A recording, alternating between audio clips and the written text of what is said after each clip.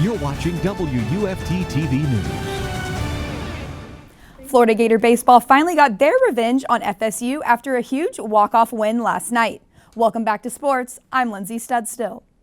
Pinch hitter Kendrick Kalilau came into the lineup in the 7th, but had the game-winning hit in the bottom of the 10th with a walk-off solo home run to lift the Gators to a 3-2 win over 24 Florida State. Florida pitchers Garrett Milchin and Jack Leftwich combined to allow just 3 hits over 10 innings. This was Milchin's second start against the Seminoles this season, and this time he showed his dominance. Milchin had his longest career outing, pitching 6 innings with a personal best 5 strikeouts. While Leftwich looked shaky coming out of the bullpen as of late, he looked anything but last night. He retired 12 of the 13 batters he faced in relief and picked up 7 strikeouts in 4 innings of work. Both pitchers bounced back from rough games, and this fan seemed to love their performance, but not as much as head coach Kevin O'Sullivan.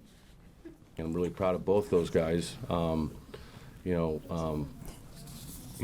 back. Obviously, this is the second time Garrett's pitched against Florida State, and I know he was probably motivated to to get another opportunity to pitch against them, and obviously Jack bouncing back from the weekend. Like I said, I'm just awfully proud of both those guys. The Gators will remain home this weekend to take on Missouri for a weekend series. First pitch for Friday is set for 6:30. Number 5 Gators softball is gearing up for its rematch against number 23 UCF tonight.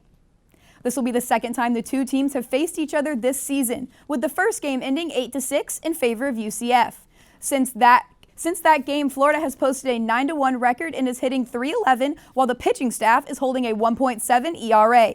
Both teams also enter the matchup with win streaks, as Florida has won its last 5 games, while UCF has won 4 straight.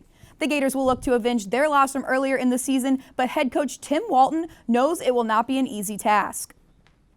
This week will be, on paper, the biggest test of our season. So now you go on the road. You got UCF at home, who's playing fantastic. They're really good. They got a good pitching staff.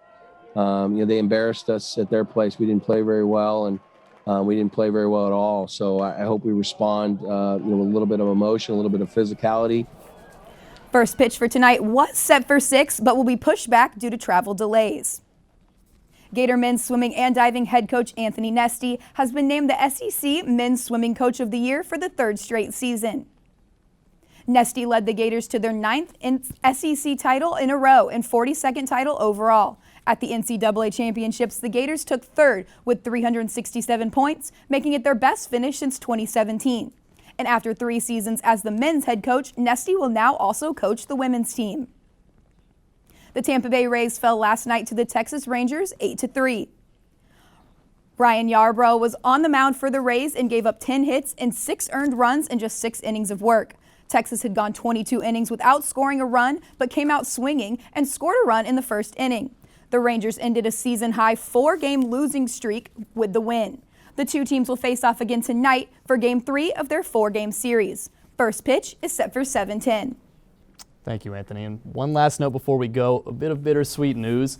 This is our Wednesday team's last show, and Lindsay and my last show at WUFT News. Yep. So I'm going to be headed to Rochester, Minnesota, and working with the Northwoods League. What about you, Chris? As for me, I've accepted a job in North Carolina, and you can follow both our journeys on social media. Thanks for joining us. For Lindsay Studstill, for our entire WFT News team, and for the last time, I'm Chris O'Brien. Have a great night.